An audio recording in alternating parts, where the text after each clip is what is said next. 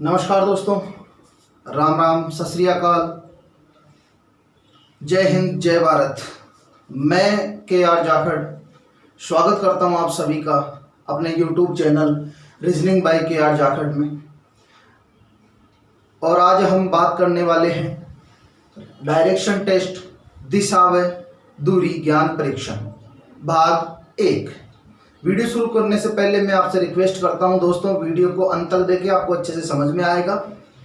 और वीडियो को लाइक करें, सभी दोस्तों के साथ में शेयर करें और चैनल को सब्सक्राइब करें और बेल आइकन दबाना ना भूलें, ताकि आगे आने वाले वीडियोज़ की नोटिफिकेशन आप तक पहुंच सके।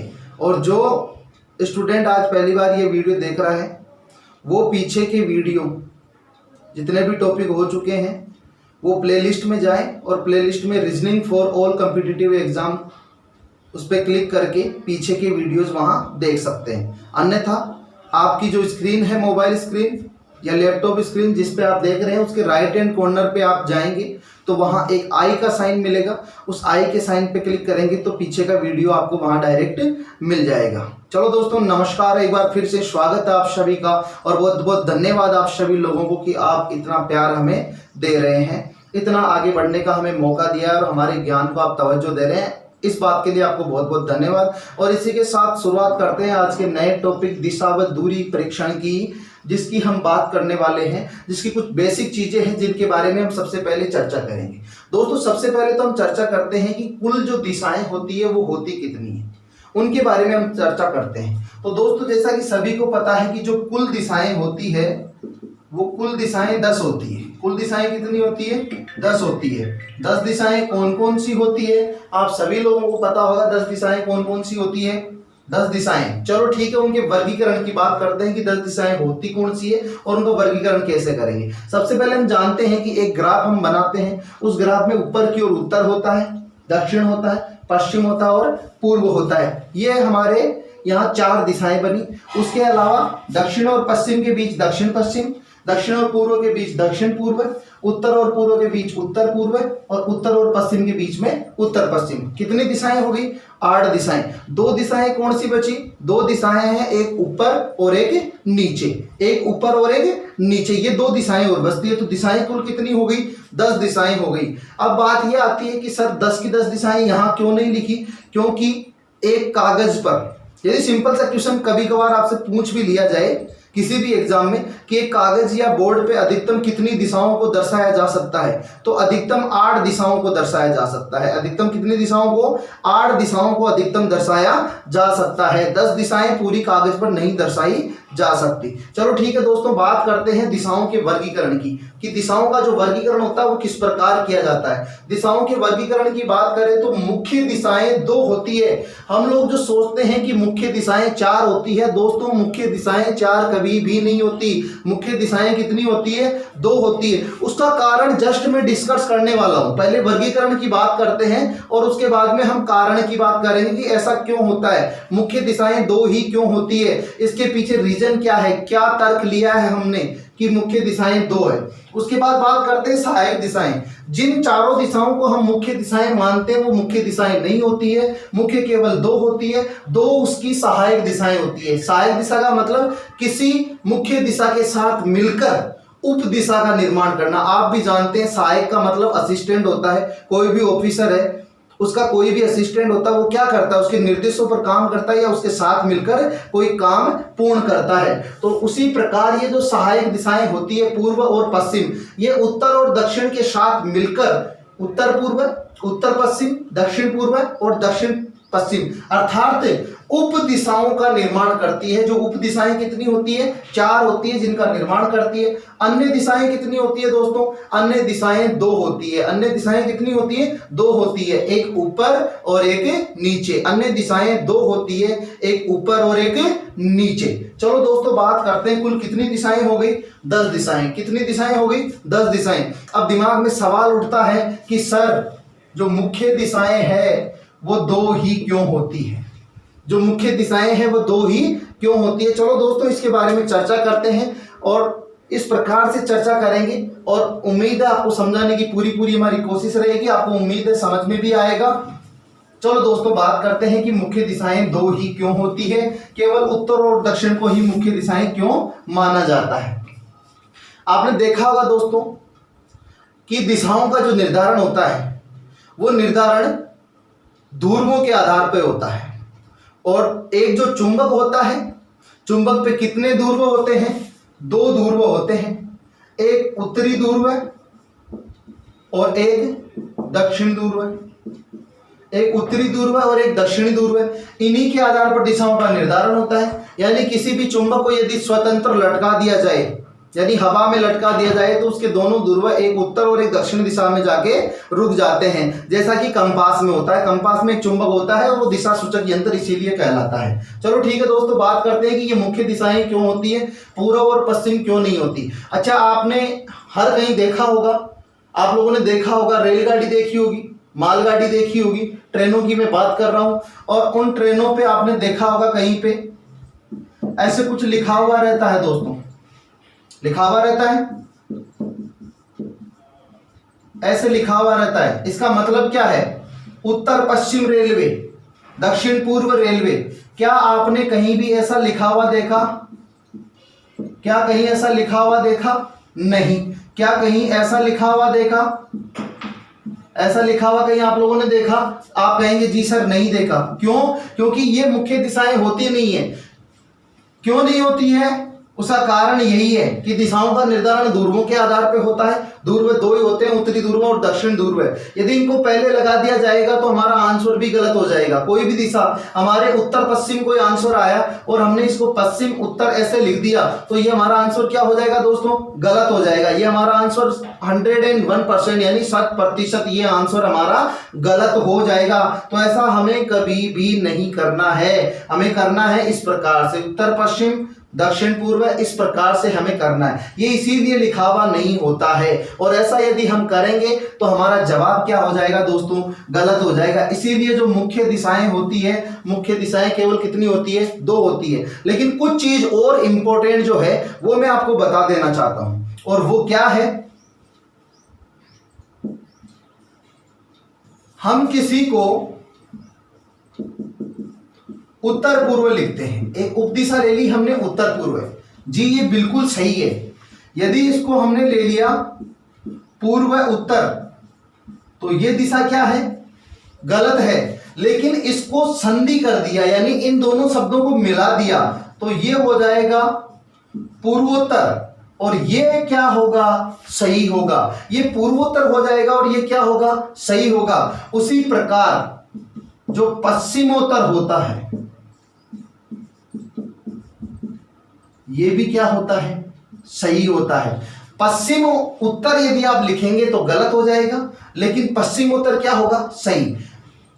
उत्तर पश्चिम लिखेंगे तो सही होगा, लेकिन पश्चिम उत्तर लिखेंगे या पूर्व उत्तर लिखेंगे तो गलत होगा। जबकि इनका संधि करके लिख दिया जाएगा तो ये सही होगा। अब दिमाग में सवाल उठता है, सर इनको भी तो संधि कर सकते हैं। दोस्तों, इनकी संधि नहीं कर सकते। क्यों? क्योंकि पूर्व उत्तर, पश्चिम उत्तर, इनके साथ में आगे ऊ लगा हुआ है। ये एक स्वर होता है, और स्वर का स्वर के साथ में इसका मेल हो जाता है, इसमें स्वर संधि होती है। जबकि इनमें कोई स्वर नहीं होता, क्योंकि यहाँ शब्द क्या लिखा हुआ है? द लिखा हुआ है, तो द में कोई स्वर नहीं होता, इसलिए इसकी संधि नहीं की जा सकती। अर्थात कहने का मतलब यह है कि कुल 10 दिशाएं होती है, उनमें मुख्य दिशाओं की बात की जाए तो केवल 2 होती है, उत्तर और दक्षिण। और हमें जब कभी भी कोई जवाब देना है तो हमेशा कोई भी उपदिशा यदि आंसर में हो, उपदिशा का मतलब उत्तर पश्चिम, उत्तर पूर्व, दक्षिण पूर्व और दक्षिण पश्चिम, इन चारों में से यदि कोई भी हमारा जवाब रहने वाला हो तो उनका या तो इस प्रकार से संधि होनी चाहिए, अन्यथा जो मुख्य दिशा हो उसका नाम पहले ही आना चाहिए, क्योंकि मुख्य व्यक्ति का नाम पहले लिखा जाता है। उसी प्रकार मुख्य दिशाओं का नाम पहले आना चाहिए, और मुख्य दिशाओं का नाम पहले होगा, उसी के साथ उसकी सहायक दिशा का नाम आएगा। उम्मीद है दोस्तों ये बात आपको समझ में आई होगी। ये समझ में आई तो कुछ चीजें और है जो हमें दिशा और दूरी परीक्षण के लिए बिल्कुल मक्खन की तरह क्लियर करनी है। उसके बाद दिशा और दूरी में कोई समस्या हमें नहीं होने वाली है। तो दोस्तों बात करते हैं आगे हमारी कौन सी और चीजें हैं जिनके बारे में हमें जानना अति आवश्यक हो गया है। चलो दोस्तों, बात करते हैं वो चीज़ें और जो हमें जानना अति आवश्यकता, उनके बारे में चर्चा करते हैं। दोस्तों, मुड़ने की जो स्थितियां होती है, यानी घुमाव करने की जो स्थितियां होती है वो दो होती है। या तो कोई व्यक्ति बाएं घूम सकता है या कोई व्यक्ति दाएं घूम सकता है। बाएं और दाएं का मतलब क्या है? जो क्वेश्चन का बायां होता है वही हमारा बायां होता है और जो क्वेश्चन का दायां होता है वही हमारा दायां होता है। तो यानी हमारी जो स्थिति होती है वही स्थिति क्वेश्चन की होती है। अब मुड़ने की जो दोनों स्थितियां हैं वो किस प्रकार से हमें ज्ञात करनी है? दोस्तों, दाएं मुड़ने का मतलब है क्लॉकवाइज। जब कभी भी दाएं मुड़ने की बात की जाएगी तो हम कहाँ मुड़ेंगे? क्लॉकवाइज। क्लॉकवाइज मतलब घड़ी की दिशा में, जिसे हम क्या बोल देते हैं? दक्षिणावर्त। दोस्तों, दक्षिणावर्त ये शब्द भी आपको याद रखना बहुत ज़्यादा आवश्यक है, और वो आवश्यक इसलिए है क्योंकि दोस्तों बाएं और दाएं के बजाय दक्षिणावर्त या वामावर्त भी वहाँ दिया जा सकता है। तो दोस्तों, दाएं का मतलब क्लॉकवाइज, घड़ी की दिशा में, या दक्षिणावर्त उसे हम बोल सकते हैं। उसी प्रकार जो बाएं होता है, बाएं का मतलब एंटी क्लॉकवाइज, घड़ी की विपरीत दिशा में, अर्थात उसे वामावर्त भी बोला जा सकता है। अब दोस्तों, बात है कि एक बार जब मुड़ते हैं तो उसमें कितना हम मुड़ते हैं। तो दोस्तों, एक बार मुड़ने का तात्पर्य क्या है? 90 डिग्री। एक बार मुड़ने की जब भी बात होगी, चाहे वो दाएं मुड़ने की बात हो चाहे बाएं मुड़ने की बात हो, वो हमेशा कितने डिग्री होता है दोस्तों? 90 डिग्री होता है। कितने डिग्री होता है? 90 डिग्री। अब देखते हैं कुछ कॉम्बिनेशन जिनसे हम हमारे सवालों को और आसान बना सकते हैं। वो कॉम्बिनेशन देखते हैं। दोस्तों, 3 बार दाएं मुड़ना किसके बराबर होता है? 1 बार बाएं मुड़ने के। दोस्तों, ये जो 5 पॉइंट हमने यहाँ लिखे हैं A, B, C, D और E, ये आपके लिए बहुत ही महत्वपूर्ण है और इनको अवश्य आपको ध्यान में रखना है। क्यों? क्योंकि ये हमारे सवालों को बहुत ज़्यादा आसान बना देते हैं। तो दोस्तों, बात करते हैं इनको सोल्व करके। हम देखते हैं कि 3 बार जो दाएं मुड़ना है वो 1 बार बाएं मुड़ने के बराबर कैसे होता है। चलो, पॉइंट 1 की हम बात करते हैं कि 3 बार दाएं मुड़ना 1 बार बाएं मुड़ने के बराबर कैसे होता है। दोस्तों, कोई व्यक्ति है जो पूर्व दिशा में चल रहा था, जी बिल्कुल, यहां से वो मुड़ता है। कहाँ मुड़ता है? 3 बार दाएं मुड़ता है, क्योंकि हम इस पॉइंट को डिस्कस कर रहे हैं। 3 बार दाएं मुड़ना 1 बार बाएं के बराबर कैसे होता है? 3 बार दाएं मुड़ता है। दाएं मुड़ने का मतलब क्या है दोस्तों? दाएं मुड़ने का मतलब है क्लॉकवाइज, यानी घड़ी की दिशा में। और आपको पता है घड़ी की दिशा में इस प्रकार से मुड़ना होगा, तो हम ऐसे एरो का निशान बनाएंगे। ये जी 1 बार ये दाएं मुड़ा, उसके बाद हम बात करते हैं फिर से ये दाएं मुड़ रहा है, फिर से हम घड़ी की दिशा में निशान बनाएंगे। 2 बार दाएं मुड़ा, फिर से ये दाएं मुड़ेगा, यानी 3 बार लगातार ये दाएं मुड़ रहा है। और दाएं मुड़ के ये कौन सी दिशा में पहुंच गया दोस्तों? उत्तर दिशा में ये पहुंच गया। कौन सी दिशा में? उत्तर दिशा में पहुंच गया। कौन सी दिशा में चल रहा था? पूर्व दिशा में चल रहा था। अब यदि ये 3 बार दाएं मुड़ने के बजाय 1 बार बाएं मुड़ता, 3 बार दाएं मुड़ने के बजाय 1 बार बाएं मुड़ता, तो कौन सी दिशा में जाता? पूर्व दिशा में ही तो चल रहा था। और 3 बार दाएं मुड़ने के बजाय 1 बार बाएं, और बाएं का मतलब है घड़ी की विपरीत दिशा में, एंटी क्लॉकवाइज हमने यहाँ लिख रखा है। बाएं का मतलब एंटी क्लॉकवाइज, यानी घड़ी की विपरीत दिशा में, वामावर्त जिसे बोल सकते हैं। 1 बार बाएं मुड़ के भी ये कौन सी दिशा में पहुंच गया दोस्तों? ये उत्तर दिशा में पहुंच गया। तो 3 बार दाएं मुड़ना 1 बार बाएं मुड़ने के बराबर होता है। अच्छा दोस्तों, इसको एक दूसरे तरीके से हम कैसे समझ सकते हैं? देखिए, इसमें थोड़ा सा टाइम में ज़्यादा ले रहा हूँ। क्यों ले रहा हूँ? क्योंकि ये चीज़ समझ में आएगी तो दिशा और दूरी बहुत आसान हो जाएगी। देखिए दोस्तों, कैसे दूसरे तरीके से समझ सकते हैं। थोड़ा सा यहाँ को आपको मैथमेटिक्स में लेके चलते हैं। यहाँ आपको मैथमेटिक्स में लेके चलते हैं। एक जो पूरा सर्कल होता है, जिसे आप वृत्त बोलते हैं, ये वृत्त कितने डिग्री का होता है? आप कहेंगे सर बिल्कुल सिंपल सी बात है, 360 यानी 360 डिग्री का। एक बात बताइए दोस्तों, ये 360 डिग्री का जो सर्कल है, इसमें यदि एक कोण हमने बना दिया 90 डिग्री, कितने डिग्री? 90 डिग्री, तो दूसरा कोण कितने डिग्री होगा? दूसरा कोण कितने डिग्री होगा दोस्तों? आप खुद बताइए, दूसरा कोण कितने डिग्री होगा? आप कहेंगे सर 360 में से यदि एक कोण 90 डिग्री है तो दूसरा बचा हुआ 270 डिग्री होगा। दूसरा बचा हुआ कितना होगा 270 डिग्री। दोस्तों ये आपके घड़ी परीक्षण में भी काम आएगा, घड़ी का जो टॉपिक होता है वहाँ भी आपके काम आने वाला है। दूसरा 270, सिंपल सी बात में और समझे, एक रेखा होती है जो 180 डिग्री होती है। यदि एक कोण इस पर हमने 60 डिग्री का बना दिया तो बचा हुआ कोण अपने आप कितने डिग्री का बन जाएगा 120 डिग्री का। जी आप कहेंगे सर बिल्कुल समझ में आई ये बात हमें। तो दोस्तों एक बात बताइए, एक पॉइंट है ए, यहाँ से हम शुरू करते हैं, यहाँ से शुरू करते हुए पॉइंट बी पर पहुँचते हैं, कितने डिग्री चलना पड़ा हमें 270 डिग्री। कितने डिग्री 270। यदि इस घड़ी की विपरीत दिशा में आने के बजाय हम घड़ी की दिशा में चलते तो कितना चलना पड़ता बी तक जाने के लिए 90 डिग्री। आप कहेंगे सर बिल्कुल सही बात है, यदि एक तरफ 90 चलना पड़ेगा तो दूसरी तरफ हम 270 चलना पड़ेगा। तो हम यहाँ 3 बार दाएं, एक बार मुड़ने का मतलब कितना होता है दोस्तों 90 डिग्री, तो 3 बार का मतलब कितना हो गया 90 गुणा 3 यानी 270 डिग्री। एक तरफ 270 तो दूसरी तरफ कितना होगा 90 डिग्री, और वो उसके विपरीत होगा। यहाँ देखिए दोस्तों, घड़ी की विपरीत दिशा में 270 चलना पड़ा तो घड़ी की दिशा में 90, और यदि घड़ी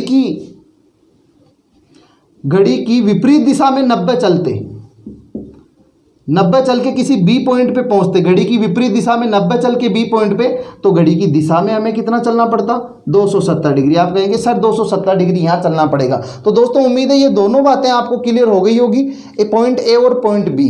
3 बार दाएं मुड़ना 1 बार बाएं के बराबर होता है, उसी प्रकार 3 बार बाएं मुड़ना 1 बार दाएं मुड़ने के बराबर होता है। और यदि ये बात आपको समझ में आई 90 डिग्री और 270 डिग्री, तो दोस्तों ये दोनों चीज़ें भी आपकी बिल्कुल क्लियर हो जाएगी। 2 बार दाएं मुड़ना 2 बार बाएं मुड़ने के बराबर होता है, यानी कोई व्यक्ति चाहे तो 2 बार दाएं मुड़ जाए, चाहे 2 बार बाएं मुड़ जाए, वो दोनों बराबर होता है। और वो कहाँ पहुँच जाता है विपरीत दिशा में। कैसे पहुँच जाता है, हम डिग्री के थ्रू इसको समझते हैं। 1 बार का मतलब 90 डिग्री, तो दोस्तों 2 बार का मतलब 180 डिग्री, 2 बार का मतलब 180 डिग्री। तो 180 डिग्री चाहे वो दाएं चले चाहे 180 डिग्री बाएं चले, वो कहाँ पहुंच जाएगा विपरीत दिशा में। चलो दोस्तों पॉइंट सी को हम क्लियर करते हैं इसी डिग्री के थ्रू। ये बहुत एक आसान तरीका होता है इन चीज़ों को समझने के लिए। एक 360 डिग्री का सर्कल है जहाँ एक पॉइंट है ए। कौन सा पॉइंट है ए। यहाँ हम 180 डिग्री का कोण बनाते हैं, और 180 डिग्री का कोण दोस्तों आपको पता है बिल्कुल एक सीधी यानी कि सरल रेखा होती है। यहाँ से पॉइंट बी पर पहुँचना है। तो दोस्तों 360 डिग्री को हमने 2 भागों में बांट दिया, 180 डिग्री 180 डिग्री। अब ए पॉइंट से कोई व्यक्ति शुरू होके बी पॉइंट तक घड़ी की विपरीत दिशा में अर्थात बाएं चले तो भी उसे 180 डिग्री चलना पड़ेगा, और वो 2 बार का मतलब 180 डिग्री होता है। मुड़ने का मतलब 1 बार 90 डिग्री और मुड़ने का 2 बार का मतलब 180 डिग्री। चाहे वो घड़ी की विपरीत दिशा में चले चाहे घड़ी की दिशा में अर्थात क्लॉकवाइज या एंटी क्लॉकवाइज अर्थात दक्षिणावर्त या वामावर्त, कोई सी भी दिशा में चले उसे कितना चलना होगा 180 डिग्री चलना होगा। और 180 डिग्री का मतलब क्या होता है दोस्तों 2 बार मुड़ना, क्योंकि 1 बार का मतलब 90 डिग्री। उम्मीद है ये चीज़ मेरे को फिर से रिपीट करने की आवश्यकता नहीं होगी, क्योंकि ये आपको समझ में आ गई होगी। दोस्तों पहले की बात करें तो ये व्यक्ति जिस दिशा में मुख करके खड़ा था, अब क्या उसी दिशा में मुख है? नहीं। आप कहेंगे सर इसका मुख उसके विपरीत दिशा में हो चुका है। दोस्तों यही बात हम समझाने की कोशिश कर रहे हैं कि 2 बार दाएं मुड़ना 2 बार बाएं मुड़ने के बराबर होता है, और ये क्या होता है विपरीत दिशा के बराबर अर्थात विपरीत दिशा में पहुंच जाता है। ये कहाँ काम में आने वाली हमारी चीज़ें? एक सिंपल सा क्वेश्चन हम करते हैं दोस्तों, वर्बली में क्वेश्चन आपको बता रहा हूँ, उदाहरण के तौर पर समझाने की कोशिश कर रहा हूँ कि एक व्यक्ति है जो पूर्व दिशा में चलना प्रारंभ करता है और वहाँ लगातार 2 बार दाएं मुड़ता है। तो बताइए अब कौन सी दिशा में चलेगा? तो हम में से अधिकतर स्टूडेंट जो समय बर्बाद करने वाले हैं कि पूर्व दिशा में चला, यहाँ से 1 बार दाएं मुड़ा, यहाँ से फिर 2 बार दाएं मुड़ा, तो दोस्तों अब ये कौन सी दिशा में पहुँच गया? पश्चिम दिशा में। तो क्या पश्चिम दिशा पूर्व के विपरीत नहीं होती? आप कहेंगे सर होती है। तो यदि ये चीज़ें आपको क्लियर है तो ये जो डायग्राम बनाने में हमारा जो समय बर्बाद होता है वो समय बर्बाद करने की आवश्यकता नहीं है। ऐसे क्वेश्चन का हम सिंपली यानी वर्बली बिना पेन कॉपी का प्रयोग किए जवाब दे सकते हैं। तो 2 बार दाएं मुड़ना 2 बार बाएं मुड़ना किसके बराबर होता है? विपरीत दिशा के बराबर होता है। चलो दोस्तों आगे बात करते हैं। 4 बार दाएं मुड़ना 4 बार बाएं मुड़ने के बराबर होता है। दोस्तों 1 बार का मतलब कितना होता है? 90 डिग्री। तो 4 बार का मतलब 360 डिग्री। तो कोई भी व्यक्ति यदि ए पॉइंट पे खड़ा है और यहाँ से 360 डिग्री चलेगा तो क्या उसी पॉइंट पर वापस आ जाएगा? आप कहेंगे जी सर बिल्कुल। और चाहे वो 360 डिग्री बाएं चले, चाहे 360 डिग्री दाएं चले, यानी चाहे एंटी क्लॉकवाइज चले चाहे क्लॉकवाइज चले, वो उसी दिशा में वापस आ जाएगा। इसीलिए हमने 4 बार दाएं मुड़ना 4 बार बाएं मुड़ने के बराबर होता है और वो समान दिशा होती है, यानी कोई परिवर्तन नहीं होता। और दोस्तों ये आपके लिए मोस्ट इंपॉर्टेंट चीज़ जो आपको बहुत सारे क्वेश्चंस में काम आएगी, वो क्वेश्चन जिनमें कभी दूरी नहीं पूछी जाएगी, उन क्वेश्चंस में ये चीज़ें आपको बहुत काम आने वाली है। पॉइंट ई यानी 5वां पॉइंट जो है आपका बहुत काम आने वाला है। एक बार दाएं मुड़ना और एक बार बाएं मुड़ना। दोस्तों बराबर का चिन्ह नहीं है, यहाँ प्लस लगाया है, यानी कोई भी व्यक्ति यदि चले एक बार दाएं और उसके बाद में बाएं मुड़े या फिर पहले बाएं और फिर दाएं मुड़ जाए तो कोई परिवर्तन नहीं होता, यानी वो उसी दिशा में रहता है। देखते हैं दोस्तों कि उसी दिशा में वो किस प्रकार से रहता है। डायग्राम हम ड्रॉ करते हैं, डायग्राम ड्रॉ करके हम देखते हैं। एक व्यक्ति है जो उत्तर दिशा में चल रहा था। कौन सी दिशा में चल रहा था? उत्तर दिशा में। यहां से वो एक बार दाएं मुड़ता है। दाएं मुड़ने का मतलब क्या होता है दोस्तों? घड़ी की दिशा में। और आपको पता है कि घड़ी इस प्रकार चलती है, ऐसे हमने एक एरो का निशान बनाया और घड़ी की दिशा में वो एक बार दाएं मुड़ गया। अब वो पूर्व दिशा में जा रहा था। कौन सी दिशा में? पूर्व दिशा में। लेकिन उसी के साथ उसे और कहाँ मुड़ना है? एक बार बाएं मुड़ना है। और बाएं का मतलब दोस्तों नीचे नहीं आएगा। क्यों? क्योंकि बाएं का मतलब होता है घड़ी की विपरीत दिशा। हमने घड़ी की विपरीत दिशा का एक निशान बनाया क्योंकि घड़ी इस प्रकार चलती है और हमने घड़ी की विपरीत दिशा का निशान बनाया और यहाँ वो व्यक्ति मुड़ गया। अब बताओ दोस्तों वो कौन सी दिशा में पहुंच गया? उत्तर दिशा में। आप कहेंगे सर बिल्कुल सही बात है, पहले भी वो कौन सी दिशा में चल रहा था? उत्तर दिशा में। अब भी कौन सी दिशा में पहुंच गया? उत्तर दिशा में। अर्थात कहने का तात्पर्य ये हुआ कि एक बार दाएं मुड़ना और एक बार बाएं मुड़ना कोई परिवर्तन नहीं लेकर आता। अब चाहे इसमें पहले बाएं मुड़ा जाए या पहले दाएं मुड़ा जाए, कोई परिवर्तन नहीं लेकर आएगा। बात समझ में आई दोस्तों? उम्मीद है कि ये बात आपको समझ में आई होगी। और ये बात समझ में आई तो ये हमारे कहाँ काम आने वाला है, किस प्रकार हम इस क्वेश्चन का सॉल्यूशन करने वाले हैं। जो इस टाइप का हमें क्वेश्चन पूछा जाएगा उस पे क्वेश्चन पे चलते हैं दोस्तों। उम्मीद है ये बात आपको समझ में आई होगी। तो दोस्तों बात करते हैं हमारे क्वेश्चन की कि किस प्रकार का क्वेश्चन हमारा रहने वाला।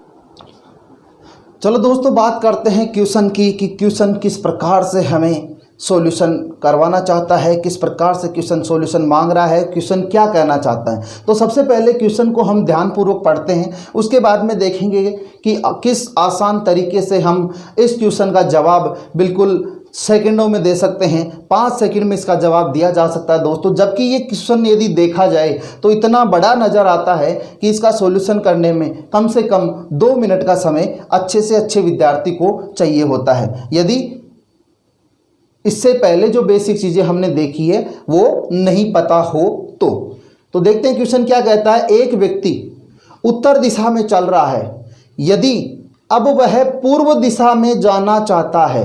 एक व्यक्ति कौन सी दिशा में चल रहा है? उत्तर दिशा में चल रहा है जी। और यहाँ से अब वो पूर्व दिशा में जाना चाहता है। कौन सी दिशा में? पूर्व दिशा में।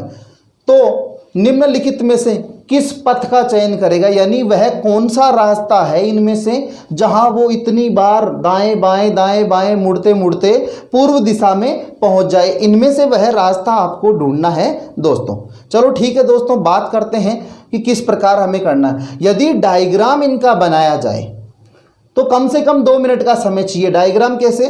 कि एक व्यक्ति, जैसे पॉइंट ए क्या कह रहा है, एक व्यक्ति उत्तर दिशा में चल रहा है, फिर वो एक बार दाएं मुड़ता है, उत्तर दिशा में चल रहा है, क्लॉकवाइज मुड़ा, एक बार दाएं मुड़ गया, फिर एक बार बाएं मुड़ता है जी, वापस वह एक बार बाएं मुड़ा, फिर वह 2 बार दाएं मुड़ता है। दोस्तों क्या कह रहा है? एक बार ये और एक बार ये, 2 बार दाएं मुड़ता है जी। एक बार क्लॉकवाइज मुड़ा, फिर से वह क्लॉकवाइज मुड़ा, 2 बार दाएं मुड़ गया, फिर वह 2 बार बाएं मुड़ता है।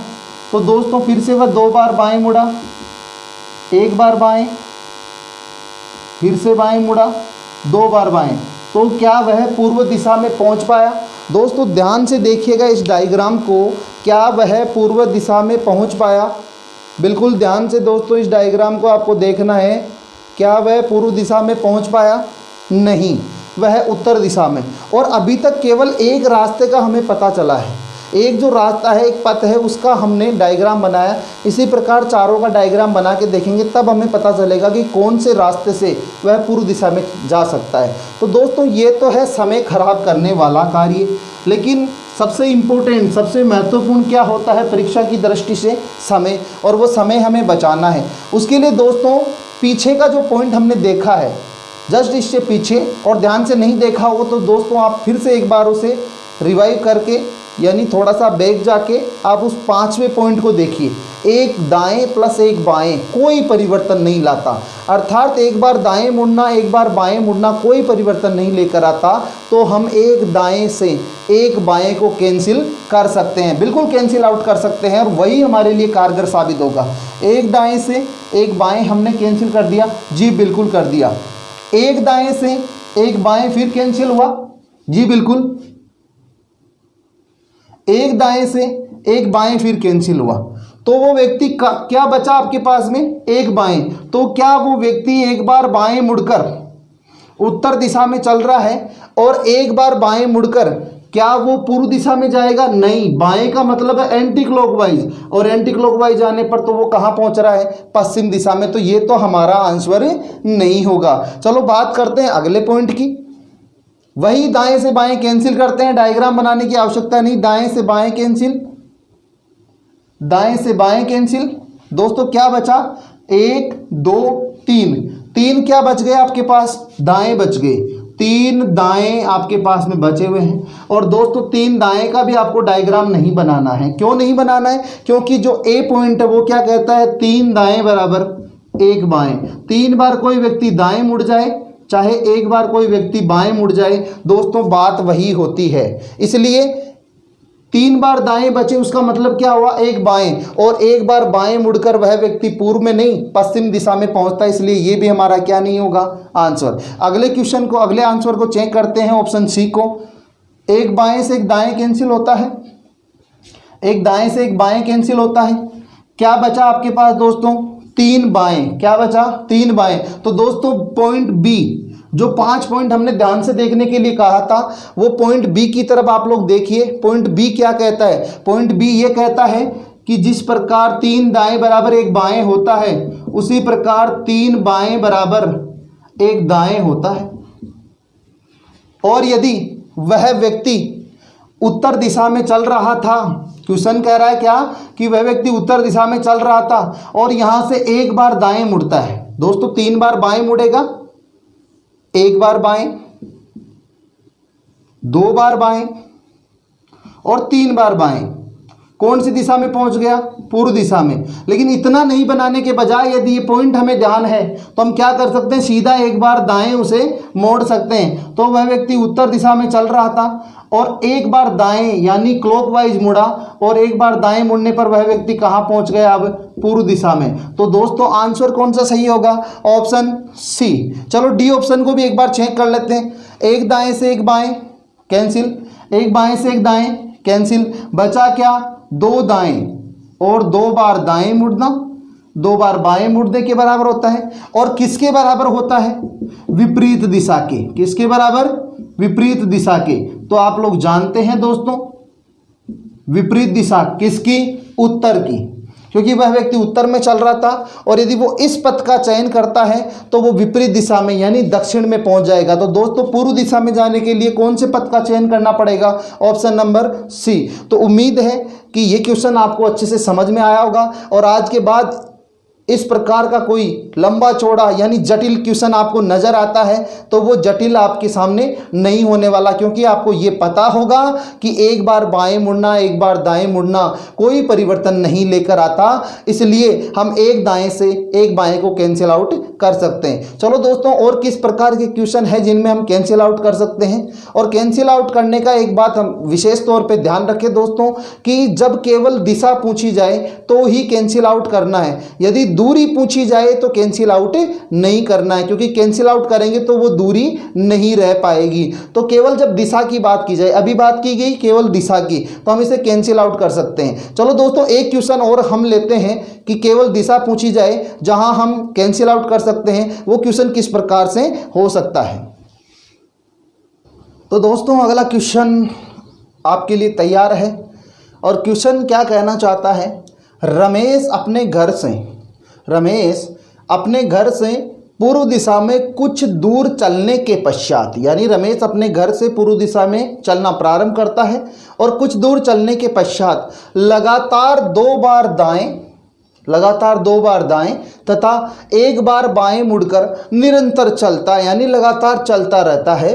तो बताइए अब वह कौन सी दिशा में चल रहा है। चलो दोस्तों इसके सॉल्यूशन की बात करते हैं, सॉल्यूशन इसका किस प्रकार से हमें करना है, इसका आंसर ज्ञात करते हैं। तो दोस्तों दो तरीके हमारे पास में हैं, एक हम डायग्राम ड्रॉ कर सकते हैं और एक हम बिना डायग्राम के भी इसका आंसर वर्बली यानी मौखिक रूप से दे सकते हैं। चलो दोस्तों बात करते हैं, सबसे पहले हम डायग्राम के तौर पे इसे किस प्रकार सोल्व करेंगे।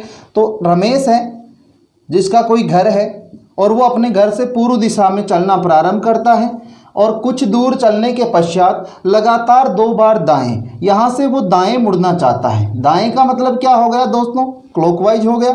एक बार दाएं मुड़ा, उसके बाद दोबारा फिर से दाएं मुड़ा, जी ये दो बार दाएं मुड़ गया, दो बार दाएं मुड़ा और एक बार बाएं मुड़कर, एक बार यहाँ से वो बाएं मुड़ता है। बाएं का मतलब दोस्तों एंटी क्लॉकवाइज यानी घड़ी की विपरीत दिशा में मुड़ना प्रारंभ करता है और मुड़ने के पश्चात निरंतर चलता रहता है, मुड़ने के पश्चात निरंतर चलता रहता है। तो बताइए अब वह कौन सी दिशा में जा रहा है। तो दोस्तों आपको पता है ये दिशा कौन सी है, आप यहाँ चाहे तो प्लस का निशान बना सकते हैं। प्लस का निशान बना के आप देखेंगे ये कौन सी दिशा हो गई, दक्षिण दिशा।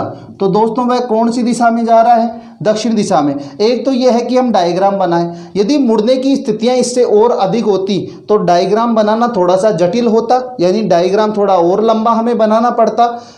लेकिन बिना डायग्राम के हम कैसे सोल्व कर सकते हैं। दोस्तों ये अप्रोच सही नहीं है, ये अप्रोच समय बर्बाद करने वाली अप्रोच है और टाइम स्पेंड करने वाली अप्रोच हमें नहीं अपनानी है, एक्सेप्ट नहीं करनी है। तो बिना टाइम बर्बाद किए हम कैसे कर सकते हैं कि वो दो बार दाएं मुड़ा, जी बिल्कुल दो बार दाएं मुड़ा, एक बार कहाँ मुड़ा, एक बार बाएं मुड़ा। चल कौन सी दिशा में रहा था दोस्तों, वो पूर्व दिशा में चल रहा था। चलो ठीक है, पूर्व दिशा में चलना प्रारंभ किया था, फिर उसके बाद दो बार दाएं और एक बार बाएं मुड़ा। तो दोस्तों हमें पता है एक बार दाएं से एक बार बाएं कैंसिल आउट हो जाएगा, क्योंकि एक बार दाएं मुड़ना एक बार बाएं मुड़ना कोई प्रभाव नहीं डालता है। तो दोस्तों बचा क्या आपके पास, एक बार दाएं। और आपको पता है कि पूर्व दिशा में चल रहा व्यक्ति यदि एक बार दाएं मुड़ेगा यानी कि क्लॉकवाइज मुड़ेगा और क्लॉकवाइज मुड़ेगा तो वो कौन सी दिशा में पहुंच जाएगा, दक्षिण दिशा में। तो दोस्तों इतना डायग्राम ड्रॉ करने की आवश्यकता नहीं पड़ेगी, चाहे स्थितियां दो बार दाएं और एक बार बाएं के अलावा और दो बार बाएं फिर दो बार दाएं फिर एक बार दाएं, ऐसी कितनी भी बड़ी स्थितियां आ जाए आप उसको कैंसिल आउट करके डायरेक्ट निकाल सकते हैं। दोस्तों यदि लगातार तीन बार दाएं भी ये मुड़ा होता तो तीन बार दाएं मुड़ने का मतलब क्या होता है, एक बार बाएं मुड़ना। क्योंकि हमारा पहला पॉइंट था, जो 5 पॉइंट हमने देखे उनमें से पहला पॉइंट था तीन बार दाएं मुड़ना एक बार बाएं मुड़ने के बराबर होता है। तो हम इसको बाएं मोड़ दें और बाएं मोड़ के ये उत्तर दिशा में पहुंच जाता है, जबकि हमारे क्वेश्चन का आंसर क्या हो गया, दक्षिण दिशा। तो ये अप्रोच आपके लिए बिल्कुल सही है दोस्तों।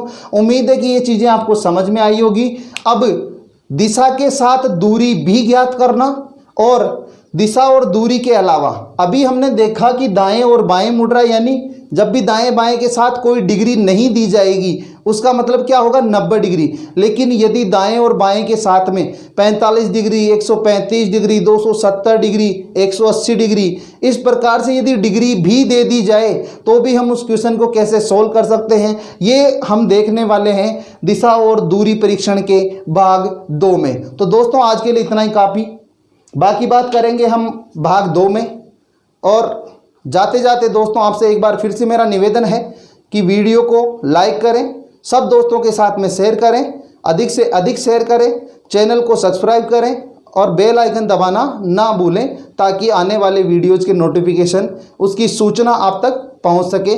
आप लोगों का बहुत बहुत धन्यवाद, बहुत बहुत आभार व्यक्त करता हूं। जय हिंद, जय भारत, राम राम, सत श्री अकाल, नमस्कार दोस्तों।